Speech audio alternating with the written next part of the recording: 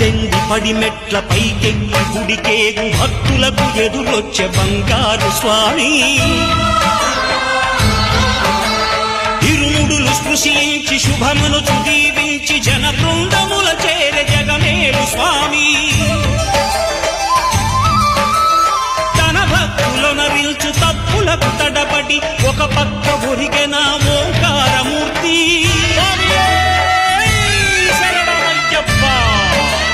స్వాములందరూ తనకు సాయము కాగా ధీమంతుడై లేచే ఆ కన్య స్వామి పట్టబంధము వీడి భక్తతతికై